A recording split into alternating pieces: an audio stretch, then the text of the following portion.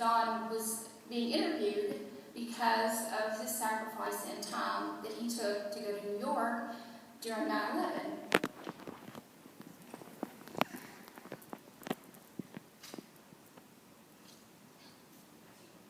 We tend to forget the sacrifice that goes on daily with fire, police, military. But before I make a bad one idiot, I have to welcome John.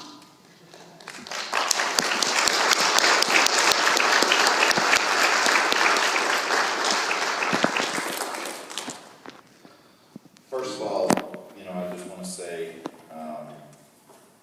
thank you to Lonnie for inviting me to come down. This is the first time, with the exception of my own church, Beechwood Baptist, that I've spoken about it openly in a congregation, and that was 13 years ago, just shortly after getting back, when everything was real fresh and raw. I've learned so much more about my experience since then, and I'm really, really blessed and fortunate to be here this morning. Brother Kevin, man, you've got a special gift. Man, you moved my heart this morning.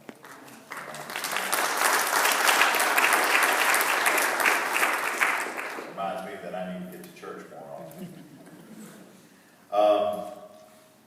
First of all, I'm no pastor, I'm no evangelist. I'm just a man, a normal person with problems just like every one of you in here.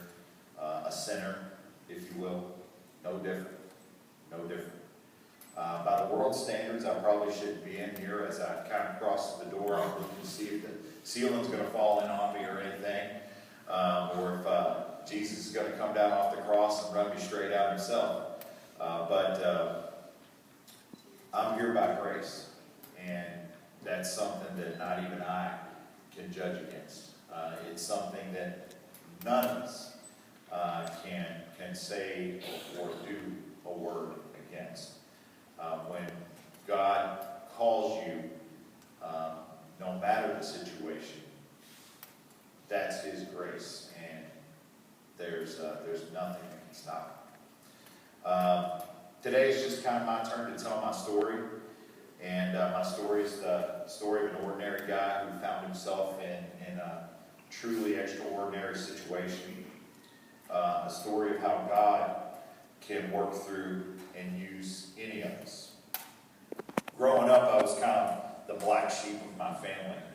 My mom had divorced when I was 5, and all of a sudden I had inherited 2 older stepbrothers who were in their own right terrorists. They used to put me in the dryer, told me it was a spaceship. And then the next thing I know, I had 2 younger brothers, and I was kind of, I felt kind of lost in the whole growing up stage. And even before September 11th occurred, I had just been newly married. I had this beautiful young lady, Josie, who was at the time maybe 2. I had to do the math if you kind of look how old she is now. And I was just working, just trying to make a life, just trying to be a dad and a husband. Really wasn't concerned too much with what was going on in the world. My problems were big enough, I thought. But as the events unfolded, we've always, where were you that day? And I'm sure people that of older generations talk about where they were that day when the Japanese bombed Pearl Harbor. And we, in our generation, September 11th is our Pearl Harbor. And it's no different or no less. The loss of life is even far more staggering. It wasn't people that were serving in the military. It wasn't people who were ready to go off and fight for war. They weren't combatants. just got up and went to work that day. You know, and I think when we started hearing, we started understanding what the loss was and how tragic it was. I think that's what really had such a tremendous impact on us. When we started to hear Mayor Giuliani talk about the loss of life, the numbers would be staggering. You know, and the first estimates were 10,000. You know, and I think we're fortunate today to hear the stories of people that were supposed to go into work and for whatever reason didn't. They missed their subway, or they missed their bus, or they decided they were going to take the day off and go spend time with their children, or what have you. And those numbers, you know, have been dramatic. Came down dramatically to I think we're on 37,000 approximately total. But still, there are 3,700 people. Still, that's a lot. That's a lot. And even to this day, just to imagine, this church seats about 300. All right? So stacked 10, 12 of these churches, one on top of another, full, and then bring them down to the ground with no survivors. That's what that is like. People just like you, no different. So, I, like many people, was paralyzed by what I was seeing on the TV, and I couldn't get away from it, and it made me afraid, and it made me hurt for those people that had lost their lives, and what was going on there at the site with recovery efforts. And I heard about people that couldn't even get back into their apartments in the areas that are close to the World Trade Center site because of the amount of dust. And you guys remember seeing the towers come down on TV? The amount of dust. I mean, it spread out for blocks and blocks. I mean, it was like 1 square mile of rubble that was left after the towers came down. And so people that had apartments just adjacent to the World Trade Center, those buildings were literally full of debris. And, you know, in the business that I was in at the time, I specialized in industrial air pollution control, hazardous materials. Like, I know something about this. This is something that I can do something about. And the minute that took off in my mind, there really was no stopping me in getting up there to help. And I started making phone calls, got in touch with people at the Office of Emergency Management. The next thing I know, I was there. And one of the things that I first remember seeing, and what was great is I actually traveled up there with a group of Southern Baptist disaster relief personnel. That was not what I was going up there to do. That was not what my mission I felt was, but that's how God wanted me to get there. We stayed in Navy Brig. We got up that next morning for our pre-day briefing, and they started out with prayer, and we had breakfast, and then we headed out down to the World Trade Center site. And I remember, you know, we all had to wear special jackets and ID badges, and we had to take, I think, a bus and then a subway to the site. And I remember seeing people there on the subway, and they looked at us like they didn't want us there. It's almost how you look at stitches after you've had a bad one. The stitches don't look good at all, do they? We were those stitches. Or worse yet, staples. How many of you guys have seen staples? When someone's got a wound and they've had staples put in. That's what we looked like to the people of New York. We were the staples. We were just there holding us together, and they would rather us not be there at all because we reminded them of the trauma of that day. I remember sitting on the subway as I'm sitting there, I'm looking at someone who's looking at me, and I just see tears coming down their face, as if they were reliving that trauma all over again, just because I was there and they were seeing me, knowing what I was there to do. I was there to help clean that mess up. But that reminded them of exactly how they felt that day, the terror, the horror, and the trauma that it put them through. And it made me uncomfortable, like I shouldn't have come.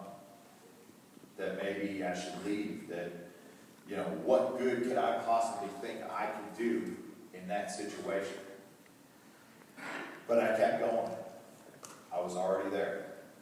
There was no turning back. And I get to the site, and one of the very first people that I encounter is an EMT. She was telling me about, she was there, and I asked her, she said, well, I'm doing standby work in case someone, gets injured while they're working here on the site. And she just kind of had this glaze as she's looking out over the pile of rubble. And I can't even give you an idea of the scale, other than I was at the top of a 35-story apartment building, completely or directly next to the site, and it literally took me 2 pictures from the top of a 35-story building to frame in the size of the site, of the disaster site. So she's standing there, looking out into the rubble, and she said, I lost my partner that day. And it's almost as if she was there working, looking out on the side, waiting for someone, waiting for word that he had been found. That was her, that was why she was there again.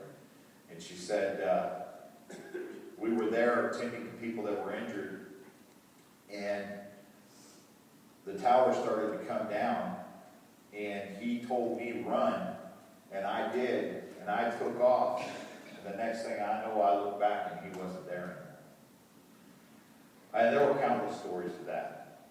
One of the worst stories is when they came across the news and told people that a second plane was inbound. And we were in this building with this lady, trying to remove dirt and debris so she can collect some of her personal belongings. And she stood at this window like this, out towards the harbor, and said the plane was right there. It was as big as life. I thought it was coming through my window. The plane was right there.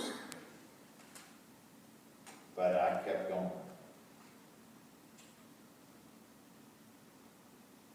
All the stories that, I encountered, one of the best was of the doorman of the apartment building himself.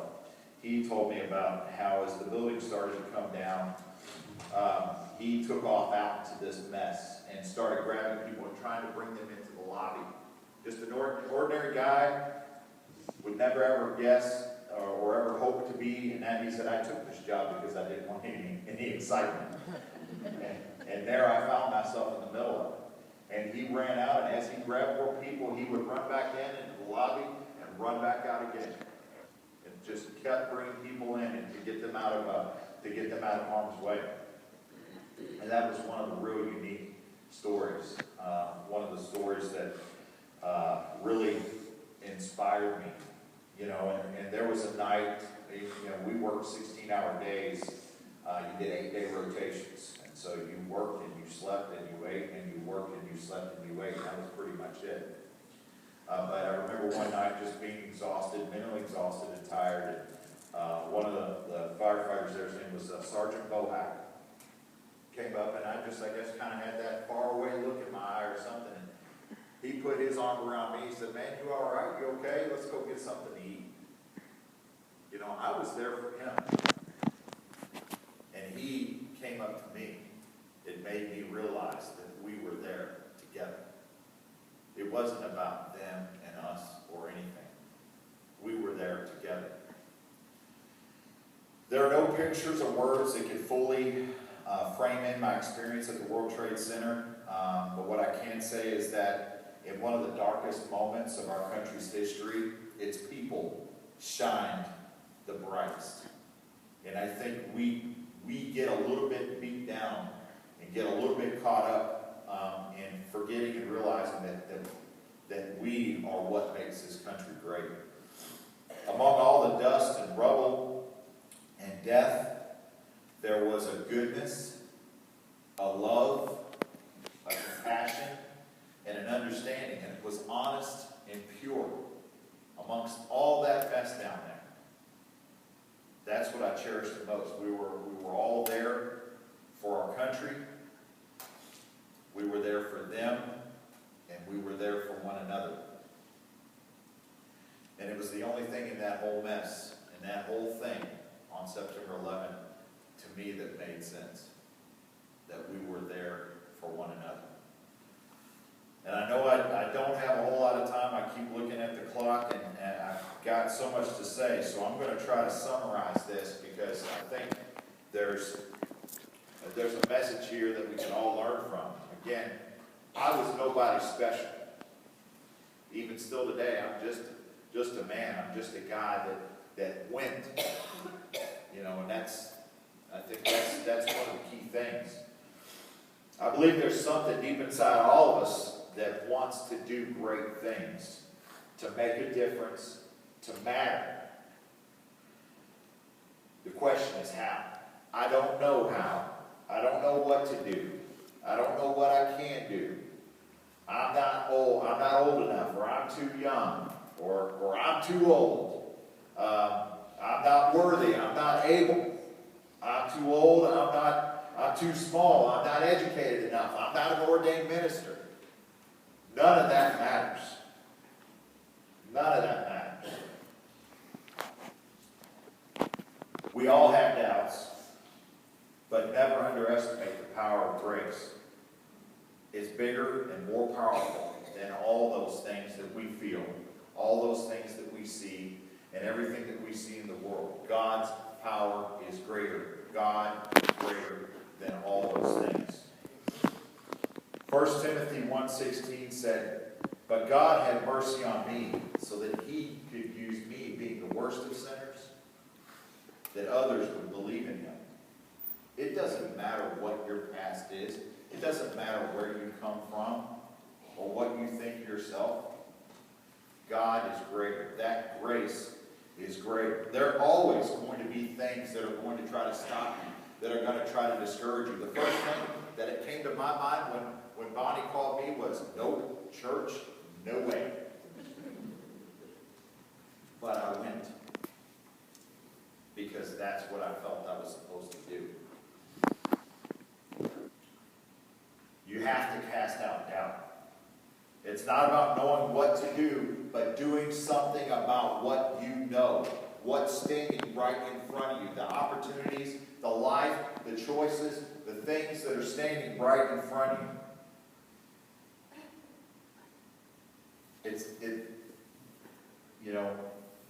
If not now, when? If not you, who? God did not create any of us to be ordinary, did he, Josie?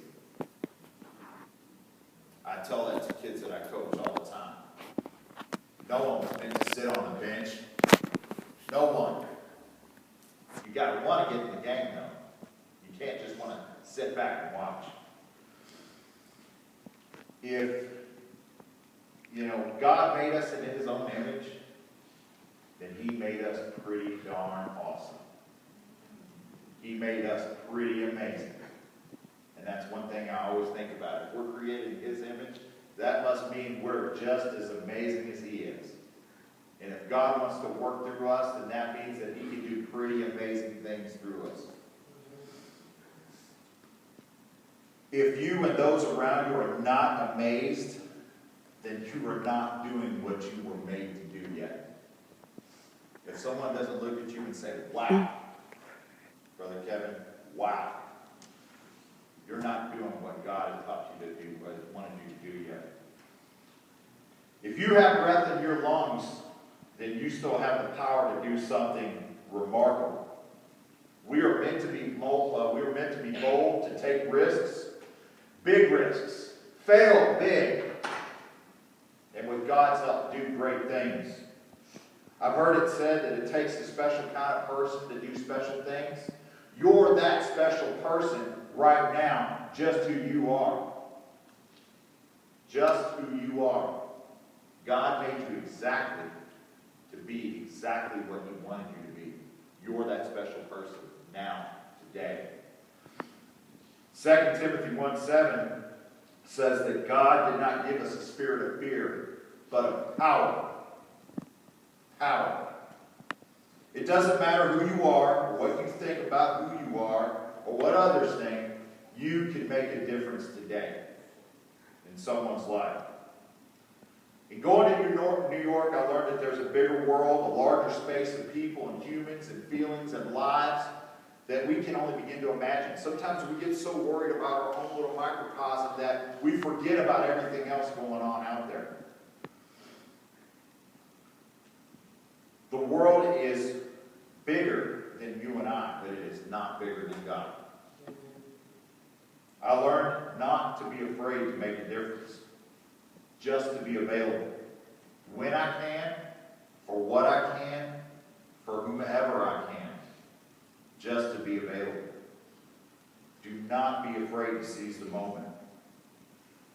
Be ready. What I live for anymore, it's not about success or making money or anything.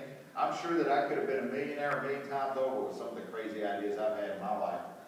But I just think about today, in the moments where I'm able to stand in the darkness with someone, hold their hand, put my arm across their shoulder, let them know that they're not alone, encourage, motivate, lift spirits, and I think that's why I'm here today. I never actually see the results in things, but I feel in my heart, this is normal to me. That's what normal is. Galatians 6:9 says, let us not be tired of doing what is good. At just the right time, we will reap the harvest of blessing if we don't give up. First thing I learned, doesn't matter who you are, you're special. God wants to use you. You have to be willing. Second thing is you have to be willing. The third thing is be not afraid. And I'm going to kind of wrap it up here. But you can't just sit back and dream about doing great things. But to make great things happen, the time and opportunities, they're all right in front of you. Make today great. That's all we have. Make today great. Seize every moment and every opportunity. Our days on earth are numbered. Make them count. Make a splash. Be remarkable. That's why I'm here today. That's why I came. Not because I'm some great preacher, motivational speaker, or hero. I'm none of those things. But because the opportunity presented itself. This may be my one shot, my only shot, and I'm going to make it count. Be not afraid. Was I afraid to come and speak in front of all you guys today? Absolutely. But I had courage because I know that why I'm here and the purpose behind me and the power behind me is greater than anything that I could ever be afraid of. Be not afraid. Anybody know how many times that's said in the Bible? 365 times. One for every day. Be not afraid. It's powerful. Be fearless. My grandfather said, and it's a quote that's on his tombstone, he was a senator here in the state of Kentucky. It's always something that, this great shadow that you try to live up to. But he said, it's not what we do for ourselves alone dies with us. What we do for others and the world remains and is immortal. That's what matters. That's what counts. And I got another verse I want to share with you here, and then try to get you up, but, you know, I like the verse in Romans, more than conquerors.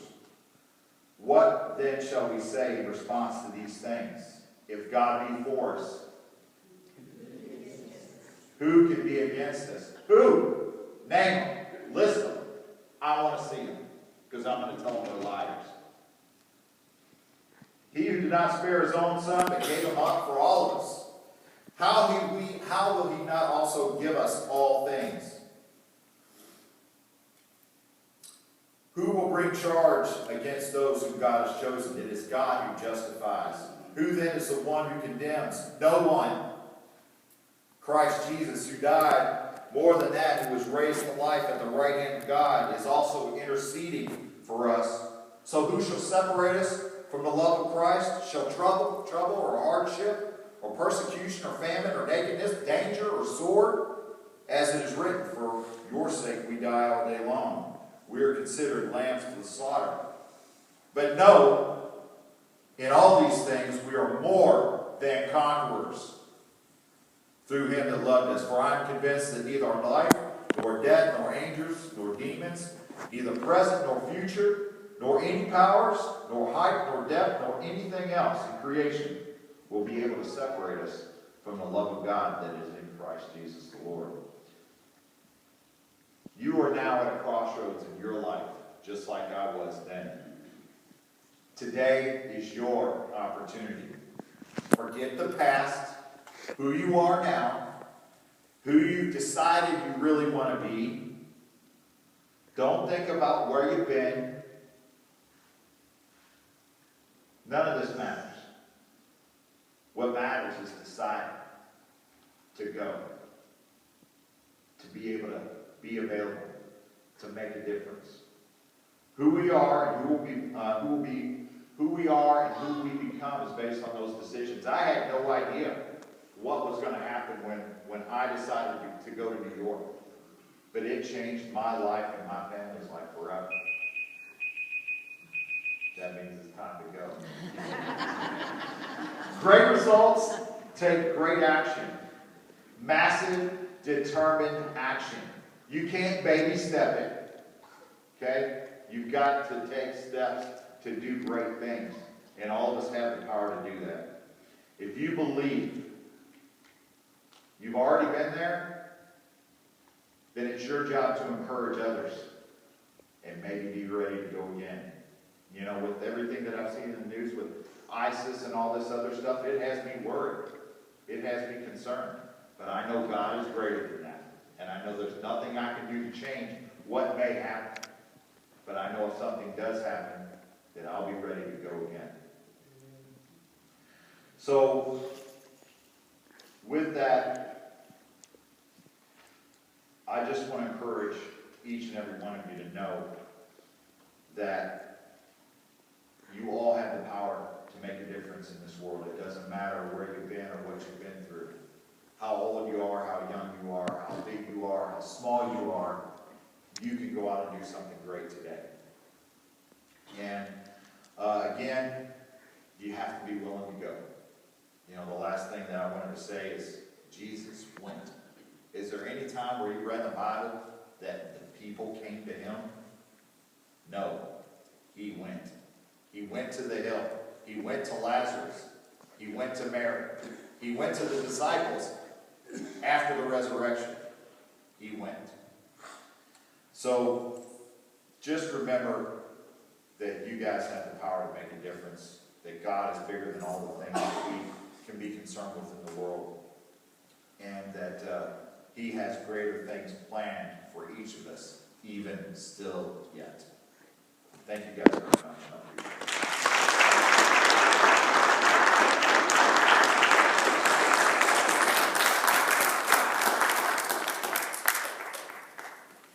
As John was speaking today, I kept thinking about Isaiah.